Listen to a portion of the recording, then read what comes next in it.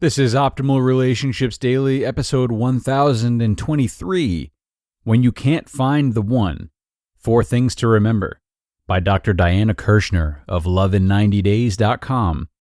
Hello, everybody. I am your host and narrator, Greg Audino.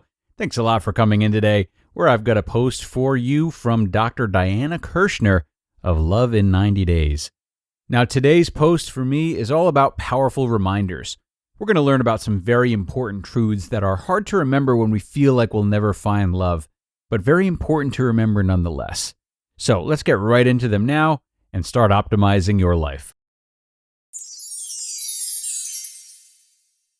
When You Can't Find the One, 4 Things to Remember, by Dr. Diana Kirschner of loveinnine0days.com. Is your heart broken? Has your love life gone down the drain? Are you feeling like you just can't find the one? This hopeless feeling, this dead-end idea, can be so devastating. The suffering of loneliness and heartbreak that you feel is real. It occurs in the part of the brain that experiences physical pain, and it is powerful. As the poet Khalil Gibran said, "Even as love crowns you, so it shall crucify you." And when you are disappointed, abandoned, alone, betrayed, or cheated on, it can feel like it is killing you. You may even be attacking yourself, saying, "I blew it. I screwed up and lost my one and only soulmate. There's something wrong with me. I'm too old and too fat."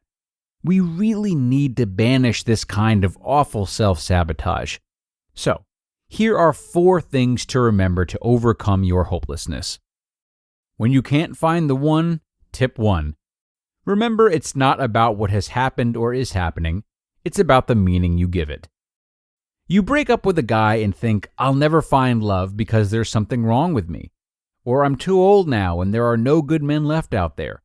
Or, "I just lost my one true soulmate and no one else can ever be nearly as good." I call these negative knee-jerk thoughts relationship killer beliefs. It is these thoughts that cause all the suffering and pain. Not what he did or what he didn't do. Your awfulizing things are the culprits. And they are just thoughts. They are not true. I will say that again. They are just not true. Even though they feel awfully true. There is nothing wrong with you, and there are good men out there. The reality is that dating and finding the one, or ones, which I will discuss next, takes time. It simply takes time. When you can't find the one, tip 2. Remember, there is more than one soulmate for each person. In fairy tale land, the prince, the one perfect guy, is out there. You come together and bang, true lasting love. But in real life, there is more than one soulmate for each person. How do I know? Because we have given tens of thousands of sessions to single women all over the world. They come to us devastated because they lost a guy who they believe is their one and only soulmate. They are in despair and have lost hope. But the miracle is that as they go through coaching, so many times they find another soulmate, and the new guy is so much better than the original. For example, Jody was a nurse in her late 30s who was super busy with work and had very few dates. She met a guy who she thought was the great love of her life in college. He desperately wanted to marry her. However, Jody did not feel ready and said no. They broke up, and he rebounded with another girl.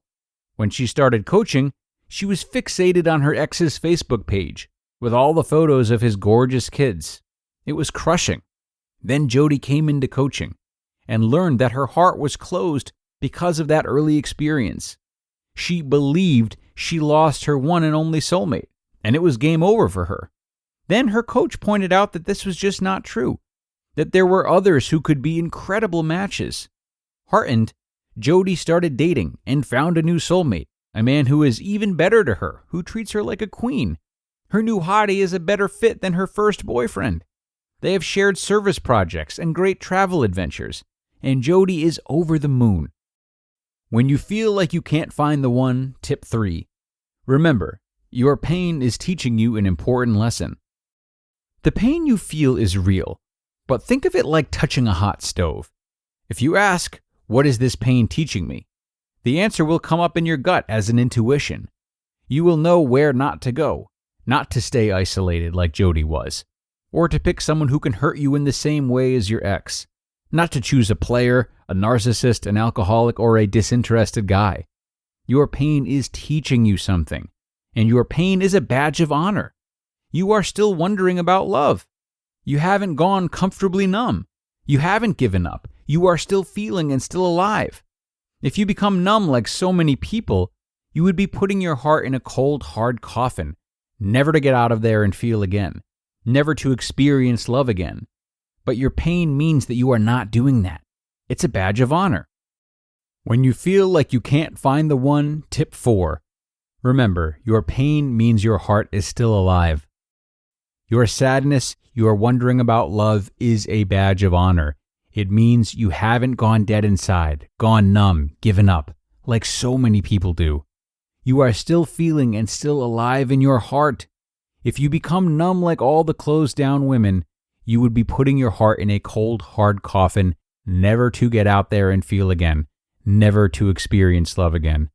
But your pain means that you are not doing that. You are still in the game, no matter what you have suffered and gone through. Please remember, it is a badge of honor. Remember these 4 things when you feel like you can't find the one, and you will be much happier and moving forward to a great soulmate match that much faster. You just listened to the post titled, When You Can't Find the One, 4 Things to Remember, by Dr. Diana Kirschner of loveinninetydays.com. And a really great post from Dr. Diana. Great because I just think it does such a good job of putting these things into perspective and being objective, reminding us of the important points like at the end there. You know, when we're worried or frustrated about dating, or anything for that matter, it's near impossible to lead with perspective, even if we know what it looks like in the back of our minds. This is the type of post that so many of us need to hear, if nothing more than for a reminder. So if you find yourself in any kind of painful situation, apply the principles of today's post, and you may still feel hurt, but you can get yourself thinking more logically. Is there more opportunity? Of course there is. Have countless others overcome this before? Of course they have. Are you learning from this experience? Of course you are, or at least can be, should you open your mind to the lessons it's offering. And there are lessons to be found in all pain, that I believe. So with that, I'm going to let you guys go. Thanks so much for coming today, as always, and supporting our work as well as Dr. Diana's work. We always like what she has to say. And I will see you back here tomorrow for our second post from modernlovecounseling.com. That's where your optimal life awaits.